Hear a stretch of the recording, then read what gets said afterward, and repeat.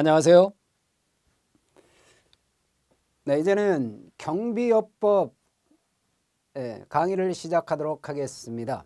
네, 경비요법 과목은요, 여러분 이미 잘 아시다시피 경비지도사 과목에서는 경비업법과 청원경찰법 이렇게 해서 경비업법으로 필수적으로 시험을 봐야 되는 거죠. 그리고 청원경찰 준비하시는 분들은 청원경찰법은 모두 필수로 시험을 보셔야 되지만 경비업법은 시험을 보는 데가 있고 또 안 보는 데가 있어요.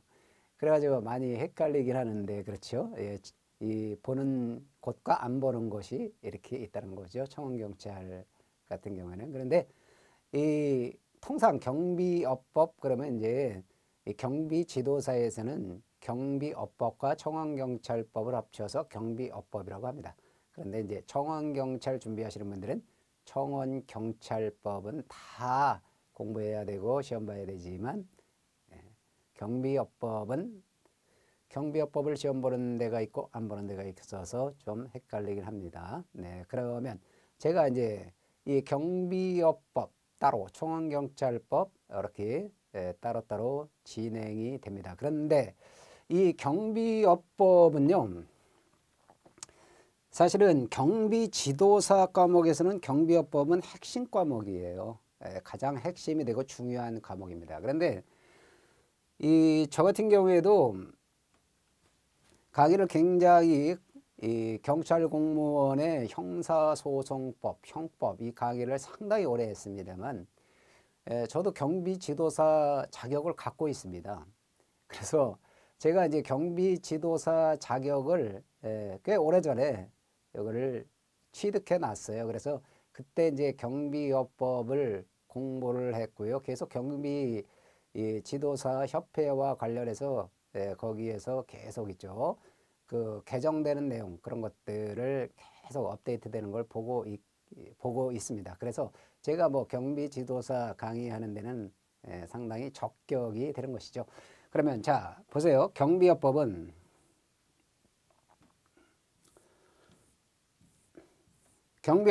이런 식으로 진행돼요. 맨 처음에 소설에서 뭐 경비업법에 왜 필요한가 이런 게 나오죠. 그리고 이 경비 업무의 종류가 뭐가 있느냐 그런 게 나와요. 그리고 경비원은 누구고 경비지도사는 뭐고 이런 것들이 개념이 납니다. 그리고 경비업자가 뭐고 이런 게 나와요.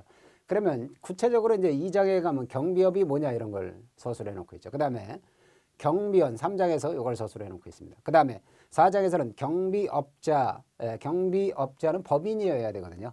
그래서 경비 업무를 수행하는 법인을 경비업자라고 하는데 요거에 관한 게 나오고요. 그 다음에 경비지도사가 나옵니다. 경비지도사에는 두 가지가 있거든요. 일반 경비지도사와 기계 경비지도사가 있습니다. 여러분 일반 경비원하고요. 여기 경비원에는 일반 경비원하고 특수 경비원이 있거든요. 그런데 경비지도사에는 일반 경비지도사와 특수경비지도사가 아닙니다. 특수경비지도사가 아니라 기계경비지도사가 있어요. 그러면 자 경비원은 특수경비원이 있지 기계경비원이라는 말을 쓰지 않아요. 그런데 경비지도사는 기계경비지도사라는 말을 쓰지 특수경비지도사라는 말은 없어요. 그러면 자 이 경비원의 경우 기계 경비 업무를 하는 경비원은 뭐예요? 그냥 일반 경비원이 하는 겁니다. 그런데 이 기계 경비 지도사의 경우는 기계 경비 업무와 관련해서 뭐야? 경비원을 지도 감독 교육하는 자를 말하는데 이 특수 경비 업무를 지도 감독 특수 경비원 업무를 수행하는 특수경비원을 지도감독 교육하는 자는 누구예요? 일반 경비지도사가 하는 겁니다. 그 다음에 이제 경비협회가 나오고요. 그 다음에 이 경비업법상 특수경비업 이게 상당히 특수경비업이 중요한 파트거든요. 얘를 별도로 또 서술해 놓고 있고요. 그 다음에 감독, 보안지도 이런 거. 그리고 손해배상의 문제. 그러니까 이 경비대상시설에 손해가 경비원이 고의로 경비대상시설에 또는 과실로 경비대상시설에 손해를 일으킨 경우에는 어떻게 돼요? 예, 그 경우에는 경비업자가 손해를 배상해야 돼요. 그런 것들. 그래서 이 손해배상에 관한 거, 그 다음에 위임에 의해 권한을 위임하는 거, 시도경찰청장이 관할 경찰서장에게 권한을 위임하는 거, 뭐 이런 것들. 그런 것들을 보고, 그 다음에 민감정보 및 고유식별정보 처리 문제. 이 민감정보라는 건 뭐예요? 건강에 관한 정보, 범죄, 경력 이런 것들을 말합니다. 그리고 주민등록번호하고 외국인 등록번호 이런 것들이 포함된 걸 말합니다. 그리고 경비의 요청과 수수료 문제 이런 것들이 나오고요. 그 다음에 행정처분이 나오는데요. 여러분들이 행정처분으로서 어떤 위반 행위를 했다. 경비업법에 위반 행위를 했다. 그러면 이제 경비업자 이런 사람들에게 과태료 부가처분 이런 것들을 할 수가 있어요. 그리고 뭘 할 수 있어요? 그리고 업무 정지를 할 수도 있는 경우도 있고요. 그 다음에 허가를 취소하는 경우도 있는 거죠. 그 다음에 벌칙과 양벌 규정의 문제 이런 것들을 보게 됩니다. 네, 그러면 여기에 대해서 이제 이런 식으로 쭉 전개가 된다는 걸 먼저 보고 시작을 합니다. 자, 먼저 서설에서요. 한국경비업의 발달 이런 게 나와요. 그러면 한국경비업의 발달에 관한 건 어때요? 이거는 그 경비지도사 1차 과목에서 보면은, 그리고 경비지도사 1차 과목하고 청원경찰에서 그 민간경비론이라는 과목이 있는 경우가 있죠. 그런 경우에 민간경비론에서 보면 되는 겁니다. 그런 데서 보면 되는 거지. 이거를 갖다 이 업법에서 이거를 시험 문제 내지는 않는 거죠. 그래서 이거는 넘어가요. 네, 이렇게 써놓기는 했지만 넘어갑니다. 그러면 바로 이제 경비업법에 대해서 구체적으로 살펴보도록 합니다. 그냥 쑥 넘어갔죠. 그렇죠? 네. 그러면 경비업법에 대해서 보도록 하겠습니다. 근데 여기 현행 경비업법 있잖아요. 요게 구성과 내용 이런 것들이 나오잖아요. 그런데 아까 있죠? 봤던 서술체계 있잖아요. 그 경비업법의 서술체계 있죠? 경비업법을 기준으로 해서 이걸 서술체계가 그렇게 돼 있는 거예요. 그러면 먼저 총칙에서 그 경비업의 목적이 어떠냐 이런 것들을 보게 되는 거고요. 그렇죠? 목적 이런 걸 규정해 놓고요. 경비업의 정의, 그 다음에 법인이라야 한다는 거. 그리고 경비업 허가는 누가 허가권자냐면 시도경찰청장이거든요. 그리고 허가를 제한하는 거. 그리고 임원의 결격사유. 경비법인에 근무하는 임원의 결격사유 있죠. 이런 것들을 규정해 놓고 있어요. 그리고 허가의 유효기는 5년인데요. 허가를 받은 날부터 5년인데 이런 거 규정해 놓고 있습니다. 그 다음에 경비업자의 의무가 어떤 것들이 있느냐. 전체 경비업자의 의무, 그 다음에 특수경비업자의 의무 이런 것들이 있어요. 그 다음에 경비 업무 도급인 등의 의무. 경비 업무를 도급한 사람, 그 사람인 어떤 의무를 지느냐 이거예요. 그 다음에 기계경비 업무는 대응체계 있잖아요. 대응체계 같은 경우는 25분 이내에 현장에 출동할 수 있어야 된다는 대응체계를 갖춰야 된다는 거. 그 다음에 잘못된 경보하는 것을 방지하는 거, 오경보의 방지 같은 규정이 있습니다. 그 다음에 4장에 경비지도사와 경비원이 있거든요. 경비지도사하고 일반 경비원의 결격사유는 똑같습니다. 나중에 보고요. 그 다음에 특수경비원의 결격사유는요. 일반 경비원, 경비지도의 결격사유 플러스 추가되는 게 있어요. 그건 나중에 보도록 합니다. 그리고 이런 거에 대한 거 규정해 놓고 있어요. 그 다음에 경비지도사 시험에 관한 거, 그리고 경비지도사 선임에 관한 거, 경비원 교육에 관한 거, 그리고 특수경비원 직무는 어떤 직무를 수행하느냐 하는 거죠. 특수경비원은 국가중요시설에 있죠. 국가중요시설의 경비를 하고 도난, 화재 등을 방지하는 업무를 수행하는 겁니다. 그 다음에 특수경비원은 때로는 무기 사용하는 경우도 있다. 그리고 특수경비원의 의무는 뭐냐 이런 걸 규정해 놓고 있죠. 그리고 경비원 등의 의무하고 이 복장, 장비, 출동 차량 등에 관한 거. 그 다음에 결격사유 확인을 위한 범죄 경력 조회 요거에 관한 거. 경비원 명부와 배치 등. 경비원 명부는요. 이런 데다가 비치해야 돼요. 집단민원 현장, 그 다음에 주된 사무소, 출장소 이런 데 등의 경비업자를 비치하도록 하고 있거든요. 그런 거를 규정해 놓고 있고요. 행정처분으로는 경비업 허가의 취소, 여기는 필요적 취소, 임의적 취소 사유 이런 것들이 있어요. 경비지도사 자격이 취소되는 경우가 있고요. 그 다음에 경비협회 공제사업, 경비협회와 경비협회에 관한 공제사업 이런 것들을 보고요. 그 다음에 보칙으로 감독, 보안지도 점검에 관한 거, 손해배상에 관한 거 아까 말씀드렸죠. 위임과 위탁, 그리고 수수료 문제, 벌칙 적용에서 공무원으로 의제된다는 건 이건 뭐냐면요. 이 벌칙을 적용할 때 있잖아요. 공무원으로 보는 경우를 말하는 거예요. 예, 그 다음에 이 벌칙에 관한 거, 예, 과태료 부과처분 이런 거. 그 다음에 형의 가중처벌에 관한 거, 양벌 규정, 과태료 부과처분. 요거에 관한 문제가 나오게 됩니다. 그리고 부칙이 나오는 거죠. 그러면 이런 식으로 구성되어 있는데요. 교과서에 보면은 체계적으로 이걸 갖다가 경비업 조문을 따라서 체계적으로 서술을 해 놓고 있습니다. 그러면 구체적으로 이제 들어가 보죠. 네. 경비업법의 목적은 경비업법의 목적은 경비업법 제1조에 나와요. 그러면 요것도 시험 문제 나올 때가 있다고요. 예, 빵꾸를 이렇게 뚫어가지고 이런 거예요. 경비업법은 경비업의 육성하고요. 발전, 그리고 체계적 관리에 관하여 필요한 사항을 정하는 거예요. 그래가지고 경비업의 건전한 운영에 이바지 않는 걸 목적으로 한다는 거예요. 경비업의 건전한 운영에 공헌하는 걸 목적으로 한다는 거예요. 그러니까 경비업의 육성과 발전 요거예요. 그리고 관리, 체계적 관리. 요거에 관한 필요한 사항을 정해서 건전한 운영을 이바지하는 걸 목적으로 한다는 겁니다. 그러면 경비업법상 이제 용어 정의에 관한 거 구체적으로 보면 제2조에 나와 있죠. 자, 먼저 경비업의 정의 나오죠. 그러면 경비업이 뭐냐 이거예요. 경비 업무의 전부 또는 일부를 도급받아서 행하는 겁니다. 도급받아서 행하는 영업을 말합니다. 여기는 전부 또는 일부예요. 경비 업무의 전부를 도급받아서 행하는 영업만 말한다. 틀려요. 일부도 들어갑니다. 전부 또는 일부. 일부만 도급받아서 행하는 영업을 말한다. 이거 틀리는 겁니다. 이렇게 돌려서 낼 때가 있다고요. 그러니까 여러분은 조문을 정말 아주 샅샅이 공부해야 돼요. 어쨌든 간에 여러분들이 경비지도사 시험을 공부를 하건 청원경찰을 공부를 하시는데 경비업법이 과목이 있어서 공부를 하시건 여러분들은 경비업법 그리고 나중에 나오는 청원경찰법 조문을요 아주 샅샅이 공부하셔야 돼요. 조문을 틀어서 내거든요. 그러면 조문을 틀어서 낼 때 이걸 갖다 어떻게 틀어서 내느냐, 예, 그런 것들을 제가 여러분들한테 가르쳐 드리는 거예요. 그러면 미리미리 그거에 대해서 틀어내는 거를 대비하고 들어가시면 어때요?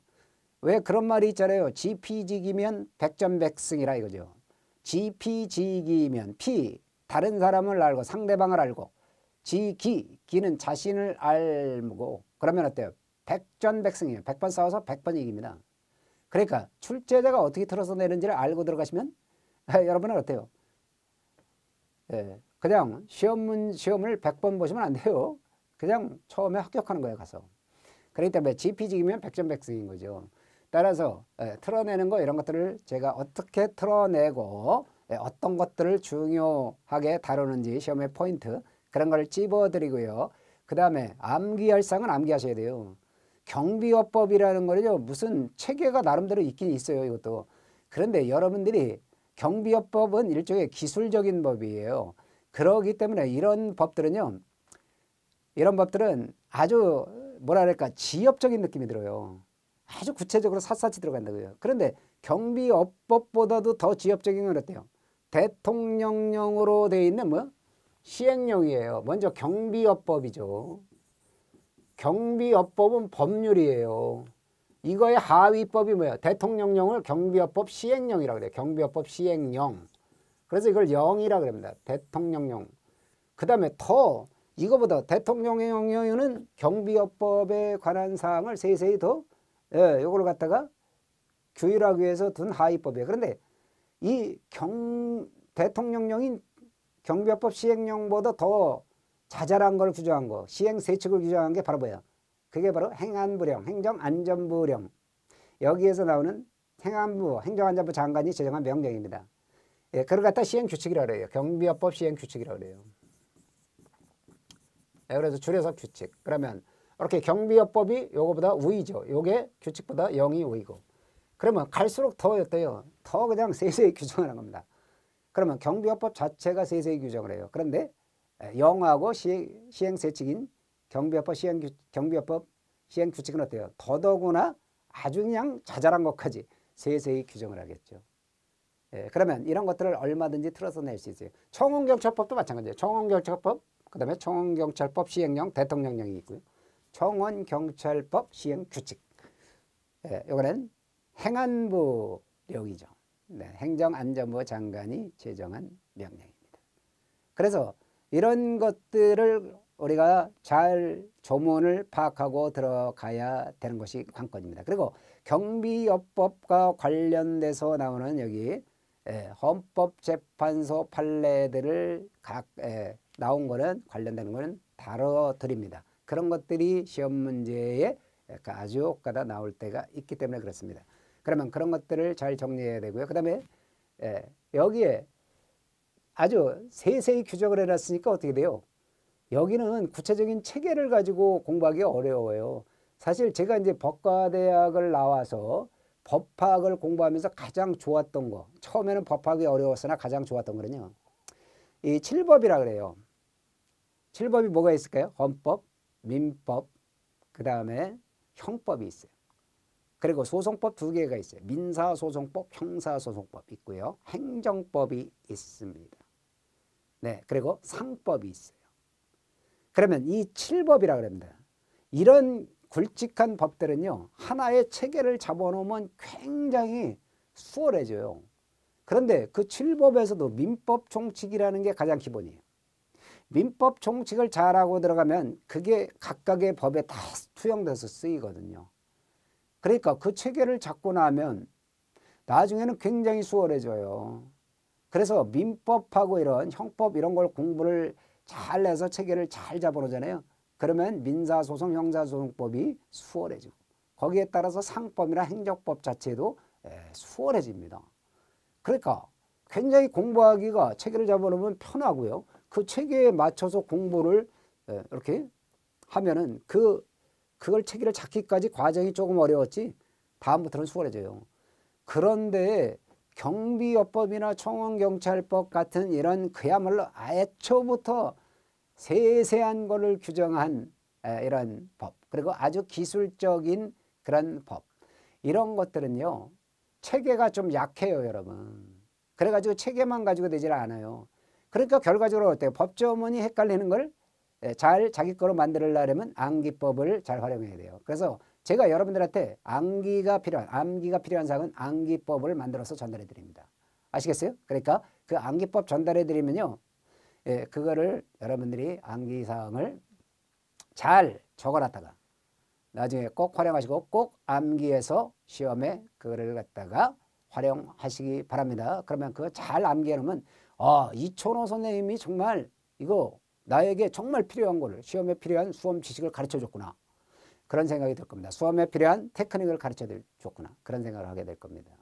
그러니까 제가 중간중간에 암기 방법 일러드립니다.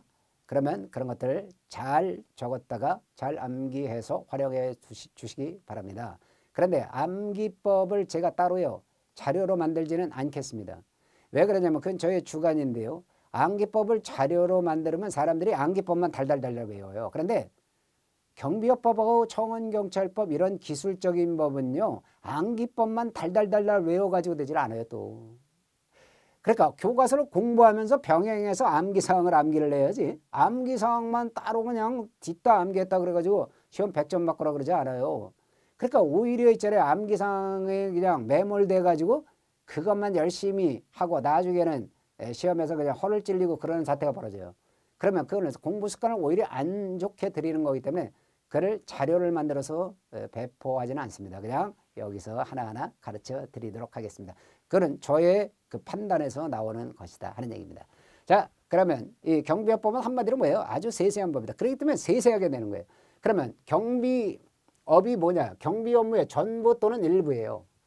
그러니까 이걸 갖다 돌려서 해야 된다고요. 경비업의 일부만을 도급받아서 행하는 영업을 말한다. 그러면 틀려요. 전부나 또는 일부를 도급받아서 행하는 영업을 말합니다. 그러면 여기서 도급이라는 말이 뭐냐 이거예요.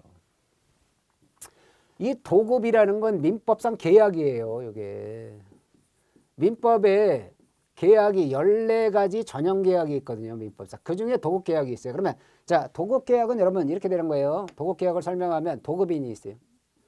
도급인이 있고 누가 있어요? 수급인이 있단 말이에요. 그러면 도급인은 이렇게 생각하면 돼요. 인테리어 필요한 집주인이에요. 인테리어가 필요한 집주인. 그 다음에 수급인은 뭐예요? 인테리어 하는 사장님이에요. 이렇게 계약을 맺는 거예요. 도급인과 수급인 간의 의사의 합치로 계약을 맺습니다. 그러면 어떻게 되는 거예요? 이 집주인이 인테리어 사장에게 뭐예요? 공사를 맡기죠. 공사를 맡기면 인테리어 사장에게 공사를 맡기잖아요. 그러면 도급인에게는 일을 완성할 의무가 있어요. 인테리어 완성할 의무가 있어요. 그러고 나면 이 수급인은 도급인에게 어떻게 합니까? 도급인이 일을 다 완성하거나 완성했다 그러면 어때요? 대금 지급 의무가 있어요. 보수 지급이 대금이죠. 이거. 그런데 이게 동시이행 관계라고. 이게 일을 완성하면 대금을 그때 지급하는 거. 동시에 이행하는 겁니다. 이걸 갖다 우리는 뭐라 해요? 도급계약이라고 그래요. 그러면 자, 여기서 도급인은 누구예요? 경비를 맡긴 사람이에요. 예를 들면 아파트, 여기가 도급인이 되는 거예요. 아파트. 그러면 수급인은 누가 되는 거예요? 경비업자가 되는 거예요. 시설경비 업무를 하는 경비업자에게 아파트에서 뭐래요? 경비 업무, 시설경비 업무에 도급계약을 맺는다고 그래요. 그러면 이 경비업자가 뭐 하는 거예요? 수급인이 돼가지고 이 경비 업무를 하잖아요. 그러면 어떻게 돼요? 거기에 대해서 일을 완성해요. 경비 업무를 하고 나면 어떻게 아파트에서 거기에 지급하잖아요. 경비한 거에 대해서 비용 지급하잖아요. 예, 그거를 갖다가 우리는 뭐라 그래요? 도급한다 그래요. 그런데 경비 업무의 전부 또는 일부를 도급받아서 행하는 업무다. 그러면 경비 업무가 뭐냐 하는 거예요. 이거는 암기하시기 바랍니다. 신호시 특기 그렇게 암기하세요. 자, 신변보호, 호송경비, 그 다음에 시설경비, 그리고 특수경비, 기계경비입니다. 그러면 이게 암기법이 나와요. 신호시 특기예요. 신호시 특기. 신호할 때 특기라는 거예요. 그러면 이게 신변보호, 호송경비, 시설경비, 그리고 특수경비, 기계경비 업무를 말한다는 겁니다. 그러면 각각 시설경비 업무가 뭐고 이런 것들 쭉 나와 있죠. 자, 시설경비 업무를 뭐냐 이게요. 경비를 필요로 하는 시설 및 장소를 갖다 경비 대상 시설이라고 해요. 경비 대상 시설에서 이게 경비 대상 시설이 되는 게 대표적인 예가 뭐가 있어요? 아파트 이런 거. 아파트나 어떤 건물이 있다. 이런데 여기서 도난이나 화재, 그 밖에 혼잡 등으로 인한 위험 발생을 방지하는 업무를 갖다가 우리는 시설경비 업무라고 합니다. 그런데 호송경비 업무는 호송은 뭐예요? 운반중에 있다는 거예요. 호송은 뭐예요? 운반중에 있는 현금, 그를 호송한다는 거죠. 보내준다는 거예요. 그러면 현금, 유가증권, 그리고 귀금속이나 상품, 그 밖의 물건입니다. 여기에 대해서 도난, 화재 등 위험 발생을 방지하는 그런 업무를 갖다가 우리는 뭐래요? 호송경비 업무라고 그래요. 그러면 호송경비를 할 때 이 통지, 요거 조심하셔야 돼요. 호송경비의 통지는요. 예, 이게 중요합니다. 경비업자는 호송경비 업무를 수행하기 위해서 관할경찰서의 협조를 얻고자 한다. 자, 호송경비 업무를 수행하기 위해서 관할경찰서의 협조를 얻고자 하는 호송경비를 하는 경비업자는요. 어떻게 한다는 거예요? 이 현금 등의 운반을 하기 위한 출발 전날까지예요. 출발 전일까지입니다. 요 날까지. 이거 조심하세요. 출발하기 전날까지예요. 어디다가? 출발지 경찰서장입니다. 출발지를 관할하는 경찰서장이에요. 출발지 경찰서장에게 뭐예요? 호송경비 통지서. 이거는 전자문서로 된 통지서 포함됩니다. 이거를 제출해야 돼요. 그런데 여러분 경비업법, 청원경찰법 공부할 때 항상요. 문서 나오잖아요. 그러면 문서 나오면요. 무조건 전자문서 포함하는 거예요. 여기서는 전자문서로 된 거 포함하지 않는다는 게 없어요. 예외가. 그러니까 공부하기 편하죠. 선생님이 이렇게 가르쳐 드리는 걸 여러분들은 어떻게 잘 활용하셔야죠. 지금 있잖아요. 호송경비 통지서를 누구에게? 출발지 경찰서장에게 출발 전날까지 제출해야 돼요. 출발 전일까지. 예? 그러면 여기서 호송경비 통지서라는 서면에는 전자서면도 포함되는 거예요. 항상 전자서면 포함됩니다. 아시겠어요? 그러니까 이 경비업법, 청원경찰법에서는 전자서면, 여러분 잘 아시잖아요. 전자서면 인터넷으로 보내주는 거예요. 그렇죠? 예, 이메일로 보내주는 거 이런 거. 그것도 포함된다는 겁니다. 그러면 이 호송경비 통지서를 출발 전날까지, 출발 전일까지 누구에게? 출발지의 경찰서장에게 보내줘서 뭐야? 이 경찰 여기 관서의 관할경찰서의 도움을 받도록 하는 겁니다. 다음에 신변보호 업무는 뭐냐면 사람의 생명 신체입니다. 사람의 생명이나 또는 신체에 대한 위해 발생을 방지하는 거예요. 그리고 신변을 보호하는 그런 업무를 신변보호 업무라고 한다는 겁니다. 여러분 신변보호 그러니까 뭐 생각나요? 보디가드 생각나죠? 그런데 보디가드 생각나는데 이게 그런 거죠. 신변보호라는 거는 뭐 연예인들 있잖아요. 연예인들 그 신체 안전을 보호하기 위해서 뭐요? 보디가드 해주잖아요. 그게 신변보호 업무죠. 이런 것들을 하는 걸 말합니다. 그 다음에 기계경비 업무는요. 경비 대상 시설에 설치한. 그러니까 아파트도 요즘에 기계경비도 많이 해요. 그러면 아파트 같은 경우에 지금 신축 아파트들은요. 기계경비가 많습니다. 그러면 경비 대상 시설이 뭐예요? 이것도 아파트가 되죠. 뭐 꼭 아파트만 되는 건 아니에요. 일종 건물도 되고요.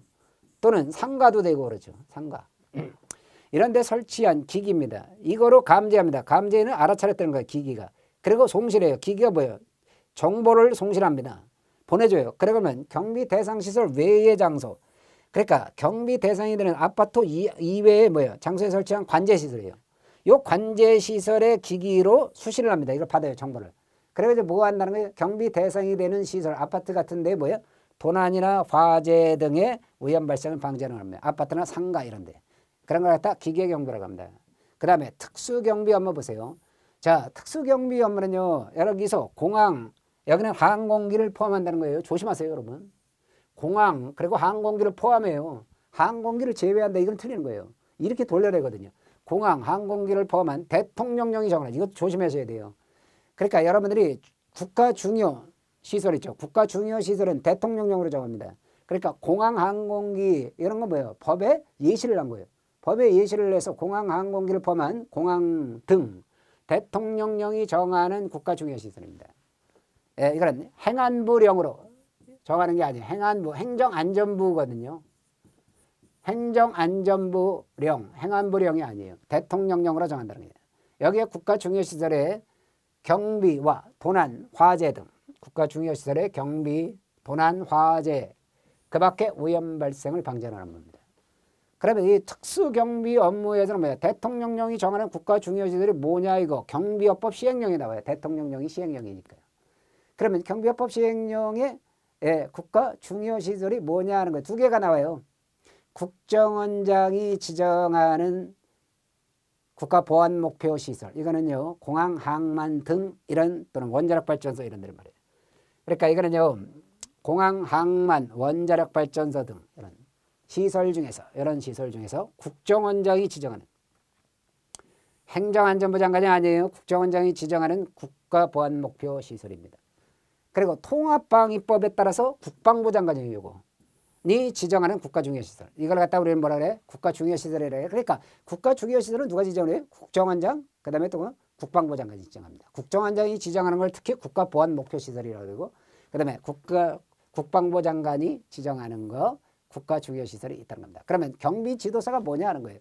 경비지도사라 그러면요. 경비원을 지도, 감독, 교육하는 사람이에요. 예, 경비지도사는요.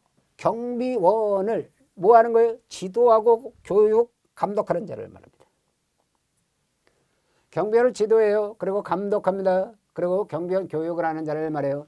그래가지고요. 예, 경비원 교육은 특수 경비의 경우는 경비원 그 직무교육, 다달이 직무교육을 그걸 갖다가 매월 3시간 이상 합니다. 그런데 특수경비 빼놓고 나머지 경비의 경우는 어때요? 매월 2시간 이상. 그리고 청원경찰의 경우는 어때요? 매월 4시간 이상. 경비지도사가 이런 걸 교육을 합니다. 아시겠죠? 네, 그래서 이 경비지도사가 경비원 교육 이런 것들을 하게 된다는 겁니다. 네. 그러면 경비지도사는요. 이런 경비원을 지도, 감독, 교육하는 자를 말하는데 경비지도사에는 아까 그랬죠. 일반 경비지도사, 기계 경비지도사가 있다는 거예요. 특수 경비지도사 이건 없어요. 그 다음에 일반 경비지도사, 기계 경비지도사 쉬워요. 신호시 특기 5개가 있잖아요. 거기서 기계 경비지도사는 기계 경비 업무의 경비원을 지도, 감독, 교육합니다. 그러면 나머지 신호시 특기에서 신호시 그죠? 신변보호, 호성, 시설경비, 그리고 특수경비. 여기에 경비원을 지도, 감독, 교육하는 사람을 일반 경비원이라고 합니다. 그 다음에 경비원이라는 건 뭐예요? 경비업의 허가를 받은 법인입니다. 경비업은요, 반드시 법인이라 해야 돼요. 경비업자는. 경비업을 하도록 허가를 받은 법인, 경비업자가 채용한 고용인을 경비원이라고 합니다. 그런데 경비원의 경우는 일반 경비원과 기계 경비원이 아니라 그랬죠. 특수경비원이에요. 일반 특수. 이것도요. 특수경비원은 특수경비 업무를 수행하는 자고요. 신호시 특기에서 특수경비원 업무 수행하죠. 나머지 네 가지 신변보호, 호송경비, 그리고 시설경비, 기계경비를 수행하는 경비원을 일반경비원이라고 합니다. 그 다음에 이제 무기는 뭐냐 하는 거, 이런 거 정의 규정으로 무기는 뭐냐. 한마디로 인명, 사람의 목숨이에요. 또는 신체에 우애를 가할 수 있도록 제작된 뭐예요? 권총이나 소총을 말합니다. 권총, 소총 등을 말해요. 그러면 이 집단민원 현장이 뭐냐 이런 거 알아야 되거든요. 집단민원 현장이 중요합니다. 이거. 집단민원 현장 잘 알아야 돼요. 여러분. 중요한데요. 집단민원 현장이 뭐냐. 이런 거예요. 한마디로 뭐예요? 이해 대립이 있어 다툼이 있는 장소 이런 거. 민원이 있는 장소. 그리고 100명 이상의 사람이 모이는 국제문화예술체육행사장 이런 데를 말합니다. 그리고 행정 대집행을 하는 장소 이런 데를 말합니다. 그러면 집단민원 현장이라는 거는요. 노동조합 및 노동관계조정법을 여러분 줄여서 너무 기니까 노동조합 및 노동관계조정법을 노노법이라고 그래요. 노노법. 노노법에 따라서 노동관계 당사자가 노동관계 당사자는 누구예요? 노사를 얘기하는 거예요. 노측, 그 다음에 사측, 노동자 측, 사측. 이 사람들이 뭐야? 노동쟁의 조정 신청을 한 사업장, 그리고 쟁의행위가 발생한 사업장. 이걸 말합니다. 그러니까 노노법에 따라서 노동쟁의 조정 신청을 한 사업장, 쟁의행위가 발생한 사업장. 이게 집단민원 현장이고요. 그 다음에 도시 및 주거환경 정비법이죠. 여기에 따라 정비사업과 관련해서요. 이해 대립이 있어요. 그래서 다툼이 있는 장소를 말합니다. 그 다음에 특정한 시설물이에요. 요 설치와 관련해서 뭐예요? 민원이 있는 장소. 그리고 주주총회와 관련하여 이해 대립이 있어요. 주주총회와 관련해서 이해 대립이 있어서 다툼이 있는 장소예요. 그러니까 주주총회 할 때 여러분 어때요? 이해관계가 상당히 첨예하게 대립되죠. 그러니까 여기에 대해서는 다툼이 있는 경우가 많죠. 그래서 이걸 갖다 우리는 뭐라 그래요? 이거를 주주총회와 관련해 이해 대립이 있어 다툼이 있는 장소를 갖다 뭐예요? 집단민원 현장이라고 해요. 그런데 여러분 대기업 주주총회가 개최되고 있는 장소 그러면 이거는 집단민원 현장이 아니에요. 그 다음에 건물, 토지 등 부동산이요. 건물하고 토지를 부동산이라고 하죠. 움직이지 않는 재산이에요.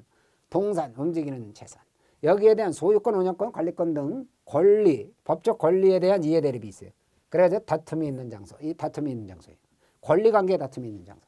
그리고 아까 100명 이상이라고 했죠. 여러분 70명 이상, 50명 이상 아니에요. 100명 이상 사람들이 모이는 뭐예요? 국제적인 행사장. 그 다음에 문화, 예술, 체육 행사장. 국제문화, 예술, 체육 행사장. 이거 정확히 아셔야 돼요. 국제문화, 예술, 체육 행사장. 100명 이상입니다. 이게 모이는데. 그 다음에 행정대집행법에 따라 뭐예요? 대집행을 하는 장소. 이런 걸 돌려내요. 행정대집행법을 갖다 행정절차법에 따라 대집행을 하는 장소. 이러면 틀려요. 그런 것들이 집단민원 현장이 된다는 겁니다. 집단민원 현장 잘 받으시고요. 그 다음에 경비업에 허가하고 신고 보세요.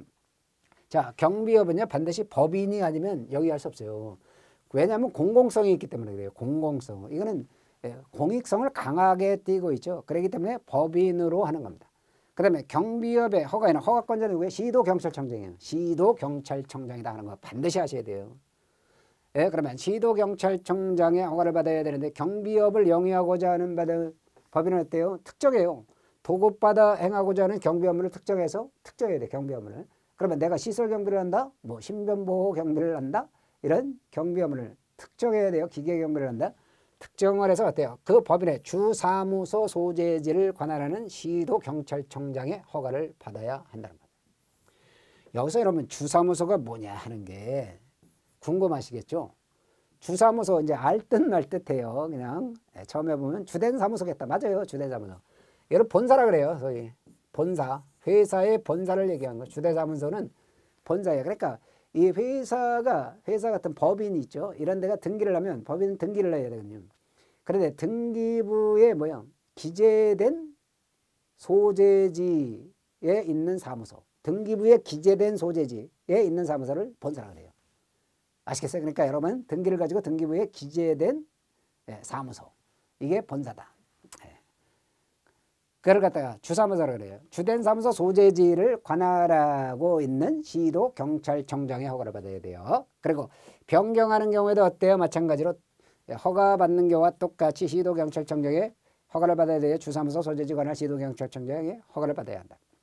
그 다음에 허가 신청은 경비업 허가를 받으려는 경우에는 허가 신청서에다가 뭐예요?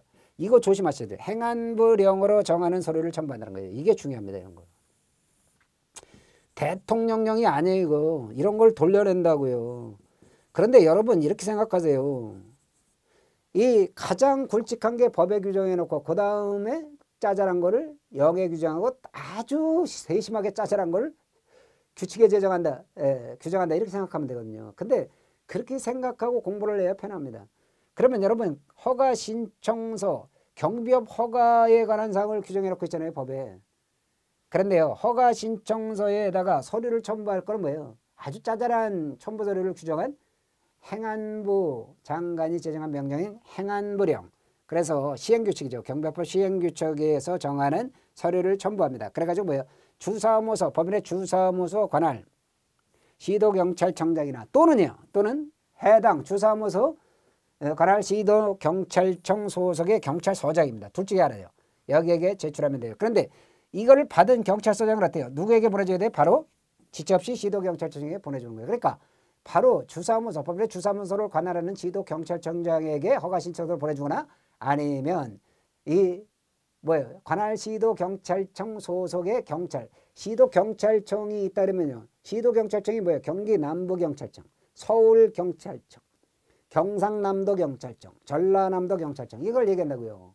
거기에 소속돼 있는 뭐예요? 경찰서. 그러니까 전라남도 시도경찰청에 소속된 경찰서는 뭐가 있어요, 여러분? 전라남도에 목포가 있으면 목포경찰서 이런 데가 있는 거죠. 네, 그게 바로 그 경찰서란 말이에요. 시도경찰청 소속의 경찰서. 여기에 자기에게 제출하면 돼요. 둘 중에 하나. 그런데 이 경찰서장이 받은 경우는 어때요? 시도경찰청장에게 이거를 허가 신청서를 바로 지체 없이 보내줘야 돼요. 지체 없이. 네, 그런 겁니다. 항상 그렇습니다. 그러니까 이거를 주사무소, 법인의 주사무소를 관할하는 시도경찰청장 또는 그러니까 그러면 전남경찰청장 또는 시도경찰청, 전남경찰청이 소속된 뭐요? 예, 경찰서장. 그건 뭐예요? 목포경찰서장. 여기에 제출해도 된다는 거예요. 그러면 목포에서 경비업을 영위하려고 하면 목포경찰서장이나 뭐야?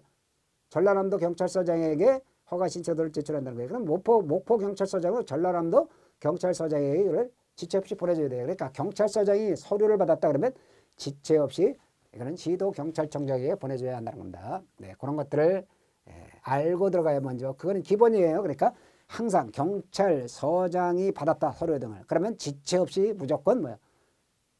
시도경찰청장에게 이걸 보내준다는 거 알아두시기 바랍니다.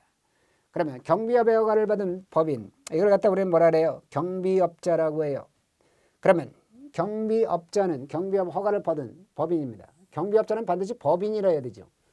그래가지고 이 허가받은 경비 업무를 변경하려고 그래요. 또는 새로운 경비 업무를 추가하려고 그래요. 변경 추가하려는 경우는 어때요?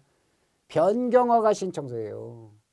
그러면 허가 신청할 때 행안부령으로 첨부서류를 정했죠. 여기도 마찬가지예요. 변경 허가 신청에 행안부령으로 정하는 대통령령 아니에요. 서류를 첨부해요. 그래가지고 법인의 주사무소 관할 뭐예요?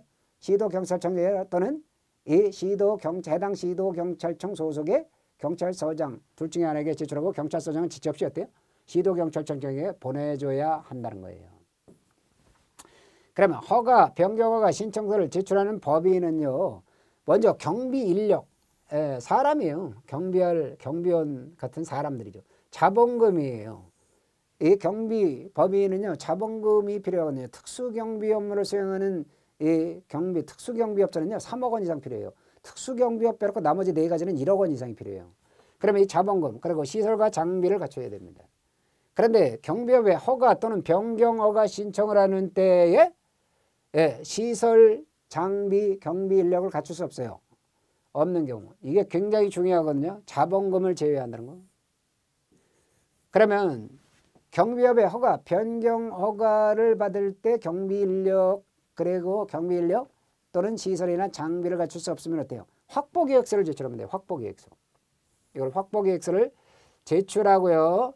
그리고 나서 허가, 변경 허가를 받은 날로부터 어째요? 1개월 이내입니다. 그래가지고 시설, 장비, 경비 인력을 갖추고 시도경찰청장에 확인을 받아야 돼요. 그런데 여기서 자본금은 어때요? 언제든지 허가받을 때, 변경 허가를 받을 때 갖춰야 되는 거예요. 돈에 대한 건 예민합니다. 예민해요, 여러분. 자본금은 이건 돈이라 예민해요. 그러니까 경비 허가를 받거나 변경 허가를 받으려고 할 때는 어때요? 자본금인 돈은 그때 갖추고 있어야 된다는 거예요. 나중에 확보하겠다, 이거 말이 안 된다는 겁니다. 아시겠어요? 예, 우리는 그거 속지 않겠다는 거예요. 시도 경찰청장에게 허가받거나 변경허가 이걸 받으려면 돈은 갖춰라 이거예요. 자본금. 이해됐죠 이제? 예, 그렇기 때문에 자본금은 반드시 어때요?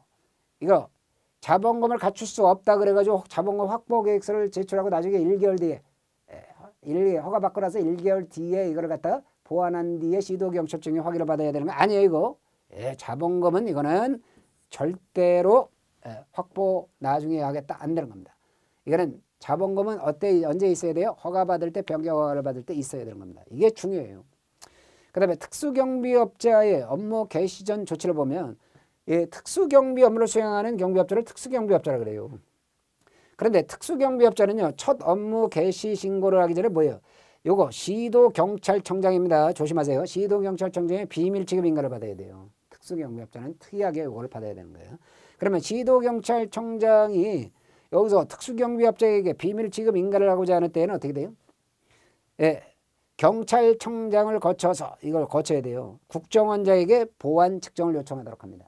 그러니까 경찰서장을 거쳐서 국정원장에게 보완 측정을 요청하도록 해야 되는 거지. 경찰청장을 안 거치고 바로 국정원장에게 보완 측정 요청을 한다. 이건 틀리는 겁니다. 이게 중요합니다. 예. 그러면 빨간색으로 얘기하는 거는 다 중요해서 빨간색으로 하는 겁니다. 그러면 허가 신청, 경비업 허가 신청서 신청 시에 구비 서류가 뭐가 있느냐 이거예요. 이거는 암기해 두는 게 좋아요. 자, 경비업 허가 신청 시 구비 서류는요, 확정임 그렇게 암기해야 돼요. 확정임, 확정됐음 이거죠. 확정임. 이게 뭐냐? 확보 계획서 이거요.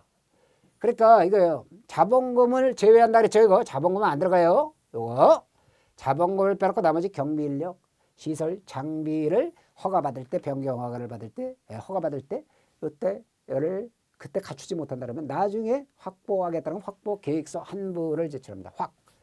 그 다음에 법인에 정관이 있어야 되죠. 법인은 정관이 있어야 돼요. 정관 한 부, 정관 한 부예요. 두 부가 아니라. 그 다음에 임원의 뭐예요? 이력서 한 부예요. 다 한 부씩이에요. 그럼 확정임 요거를 갖다가 어떻게 돼요? 허가 신청 시 구비 서류가 되는 겁니다. 그러면 경비업 허가 신청 시 구비 하는 서류는 요 확정임 요거를 얘기한다는 거 꼭 알아두시기 바랍니다. 그러면 이거를 갖다가 어때요? 첨부해서 법인의 주사무소 관할 시도경찰청장이나 또는 시도경찰청 소속의 경찰서장에게 제출하고요. 경찰서장은 어때요? 시도경찰청에 지체 없이 보내야 된다는 거예요. 그리고 전자문서는 항상 포함되는 거죠. 그러면 여기서 신청서를 제출받은 시도경찰청장은 어떻게 돼요? 신청서를 제출받으면요, 시도경찰청장은 전자정보법이에요. 요거에 따라서 행정정보 공동 이용을 해요. 그래서 법인의 등기사항 증명서를 꼭 확인해야 되는 겁니다. 아시겠죠? 네. 그 다음에 허가사항 등의 변경신고예요. 경비업의 허가를 받은 법인은요, 이 변경신고를 할 때 법인의 명칭 대표자 임원을 변경할 때 이걸 갖다 이것도요, 명대임 이렇게 이런 식으로 공부할 때 암기해 두면 좋죠. 명대임. 법인의 명칭 대표자 임원을 변경할 때와 그 밖에 대통령령으로 정하는 중요사항은 뭐냐면요, 정관 변경 같은 거예요. 이거. 정관의 목적을 변경하는 거. 이럴 때는 그 사유가 발생한 날로부터 며칠 이내에 신고해요? 30일 이내입니다. 30일 이내에 시도경찰청장에 신고할 사항이에요. 시도경찰청장에 신고해야 되는 사항은 나중에 일목요일에 정리해 드릴 거예요. 그러면 자,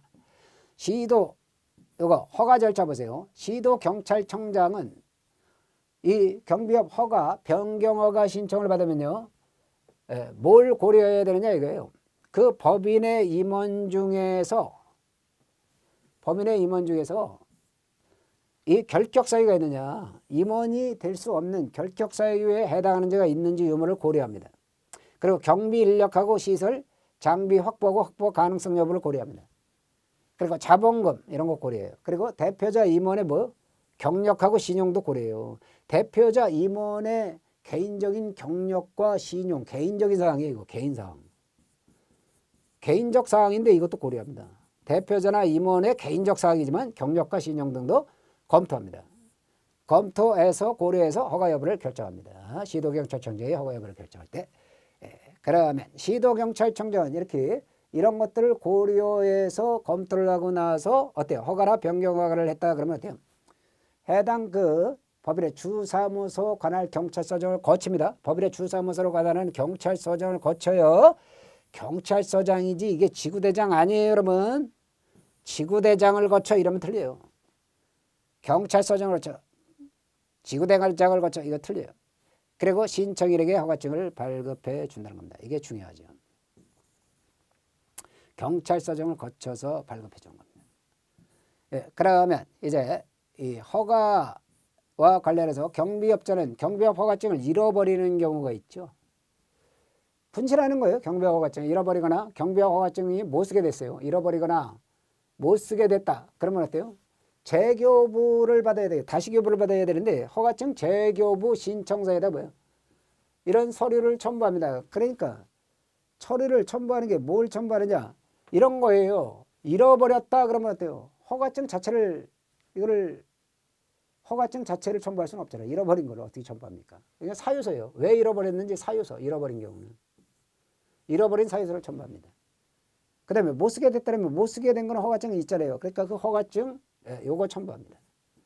그래가지고 법인의 주사무소 관할 시도경찰청장 또는 시도경찰청 소속 경찰서장에게 재발급을 신청해야 돼요. 그러니까 이런 거예요. 여러분들이 이 허가증 있잖아요. 허가증 재발급 신청을 할 때는 어때요? 시도경찰청장은 주사무소로 관할하는 시도경찰청장이나 또는 누구에게도 요 해당 시도경찰청 소속의 경찰서장에게도 재교부 신청을 할 수 있는 겁니다. 그 다음 허가의 제한을 보세요. 요게 여러분 조심해야 될 게 누구든지 허가를 받은 경비업체와 동일한 명칭으로 경비업 허가를 받으면 안 돼요. 이거. 그러니까 경비업 허가를 받은 그 경비업체와 동일한 명칭으로 경비업의 허가를 받을 수 없습니다. 그 다음에 여기 경비업법 19조 제1항 제2호가 뭐냐면요. 요거예요. 19조 제1항 제2호 그리고 7호 요게 뭐냐면 제2호는요. 허가받은 경비 업무 외의 업무에 경비업을 종사하게 한대. 그러니까 자기가 경비업을 허가받은 게 시설경비인데 뭐예요? 시설경비 허가받고 나서 허가받은 경비 업무 외의 업무예요. 뭐 신변보호 이거. 여기에 경비원을 종사하게 하는 거예요. 이런 거. 그 다음에 소속 경찰 경비원으로 하여금 소속 경비원으로 하여금 뭐예요? 경비 업무의 범위를 벗어난 행위를 하게 한대요. 그러니까 소속 경비 업무원으로 하여금 뭐예요? 경비 업무의 범위를 벗어난 행위를 하게 한대. 이런 사유로 허가가 취소됐어요. 경비업체 허가가 취소된 경우는 어때요? 조심하세요. 허가가 취소된 날부터 며칠이네? 몇 년? 10년. 10년이 지나지 않으면.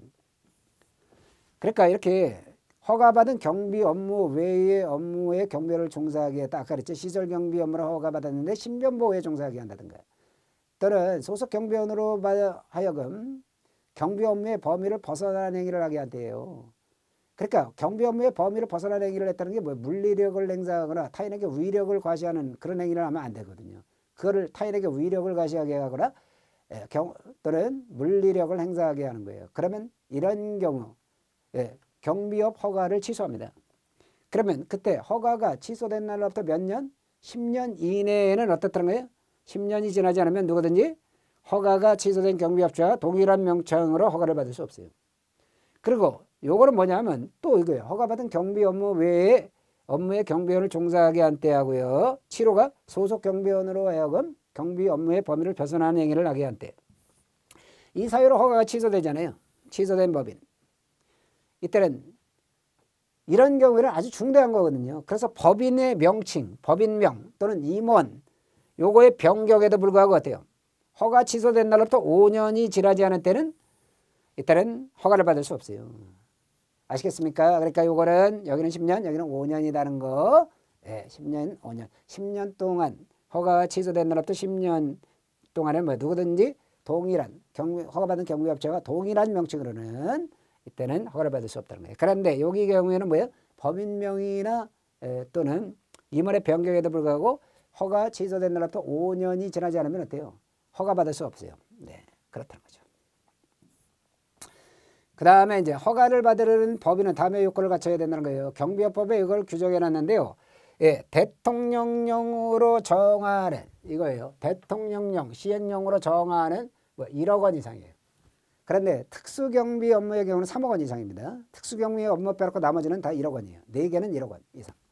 예, 자본금을 보여야 돼요. 그리고 경비인력 요건, 대통령령으로 정하는 경비인력 요건을 구비해야 되는데 시설경비 업무의 경우는 경비원 10명 이상입니다. 자, 이런 거 잘 정리해 두세요. 예, 요거 시설경비의 경우는 어때요? 경비원 10명 이상입니다. 20명 이상이 아니에요. 예, 10명 이상이란 말이에요. 그 다음에 경비 지도자는 무조건 5개 모두 뭐예요? 신호시 특기 5개 모두 경비 지도자는 뭐예요? 1명 이상. 시설경비는 경비원 10명 이상이다. 그런데요, 특수경비 업무의 경우에는 어때요? 20명 이상이에요. 특수경비원 20명 이상. 그리고 시설경비 업무 외의 경비 업무는 대통령령으로 역시 정하는 경비 인력. 네, 이런 것들을 갖춰야 된다는 거예요. 그리고 경비 인력을 교육할 수 있는, 동시에 교육할 수 있는 교육장. 이거를 포함해서 대통령령으로 정하는 시설과 장비를 보유해야 한다. 그리고 그 밖에 경비 업무를 수행하려고 대통령령으로 정하는 장. 이런 것들을 갖춰야 된다는 겁니다. 그러면 보세요, 여러분. 예, 여기서 이거를 공부를 할 때 여러분, 이 시설 경비는 어때요? 아까 10명 이상이라고 그랬어요. 일반 경비원 10명 이상. 그런데요, 특수경비는 20명 이상이에요. 특수경비원 20명 이상. 그리고 자본금은요, 특수경비는 3억 원 이상인데 나머지는 다 1억 원 이상이에요. 나머지는. 예, 그런 것들을 잘 알아두시고요. 그 다음에 이거 기준 경비 인력 수 이상을 동시에 교육할 수 있는 교육장은 어때요? 다 갖춰야 됐다. 5개 모두. 그리고 기준 경비 인력 수 이상의 경비원 복장과 경적 단봉 분사기는 다 갖춰야 됐다. 그러면 여기서 이제 특이한 거를 잘 알아두면 돼요. 여러분들이 호송경비하고요, 신변보호, 호신이죠, 호신. 몸을 보호하는 호신. 호신술이라고 그러잖아요. 이거는 뭐예요? 무술유단자가 필요해요. 무술유단자. 호신은 호송경비, 신변보호. 무술유단자 어때요? 예, 5명 이상. 무술유단자인 일반 경비원 5명 이상. 그리고 경비지도사는 다 무조건 1명 이상이에요. 5개 모두. 예. 그리고 호송경비의 경우는 어때요? 호송용 차량이 있어야 돼요. 1대 이상. 호송용 차량. 그리고 현금 호송팩 있죠. 호송팩 요거 1개 이상입니다. 이런 게 필요하다는 거 특이하게. 신변보호는 어때요? 똑같이 무술유단자의 일반 경비원 5명 이상. 예. 그리고 이 기준, 여기에 보면 기준 경비 인력 수 이상의 무전기 등 통신 장비를 요거를 소유해야 한다는 거. 무전기 등 통신 장비. 아니 그렇잖아요. 신변보호 할 때 여러분들이 신변보호하는 보디가드들 어떻게 해요? 뭐 무전기 갖고 다니잖아요. 통신 장비 같은 거. 그리고 예. 기계 경비 업무의 경우는 어때요? 기계 경비 업무는 기술 자격증 소지자 5명 이상을 포함한 일반 경비원 10명 이상이 돼야 돼요. 그러니까 전자 분야, 그 다음에 통신 분야겠죠. 이거는 다 여러분들이 알고 있겠죠. 예, 처음 공부해도 전자 통신 분야에 기술 자격증 소지자 5명을 포함한 일반 경비원 10명 이상입니다. 예, 그리고 여기에는 기계 경비에는 특이한 게 뭐가 필요해요? 감지 장치.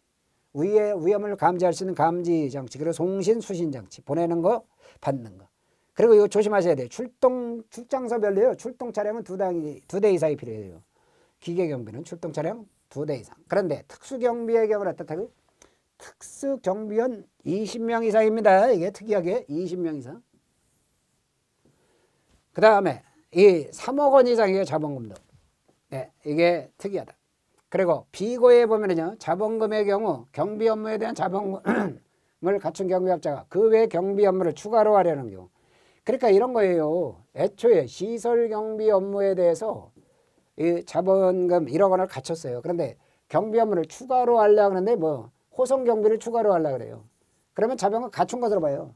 그런데 특수경비업 외자가 특수경비 업무를 추가로 하려고 하면 어때요? 특수경비 업무는 뭐예요? 3억 원 이상이에요. 그러면 어때요? 시설경비 업무를 하려면 1억 원 이상만 갖추면 되죠. 그런데 특수경비 하려면 어때요? 3억 원 요거에 맞춰야 돼. 3억 원. 그러니까 1억 원 갖추고 있는데 2억 더 합쳐서 3억 원 요걸 갖추고 있어야 된다는 겁니다. 그래서 특수경비 업무 자본금 기준에 적합해야 한다는 겁니다. 그리고 교육자의 경우는 하나의 경비 업무에 시설을 갖춘 경비업자가 만약에 이게 시설경비 여기에 시설을 갖췄어요. 그 외에 경비 업무를 추가로 하려고 그래요. 그러면 만약에 기계 경비 업무를 추가로 하려고 그랬나? 예, 그러면 경비 인력이 더 많이 필요한 경비 업무에 해당하는 교육장 요걸 갖춰야 돼. 그런데 여기서 있잖아요. 시설 경비, 예, 기계 경비인데 여기서 뭐 만약에 요거를 갖다 이렇게 하죠. 신변보호. 그런데 여기 시설 경비를 추가하려고 그런다.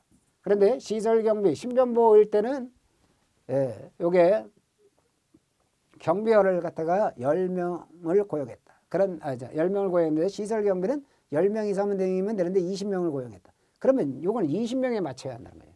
그 다음에 무술류 단체는 국민체육진흥법에 따른 대한체육회에 가맹된 단체래요.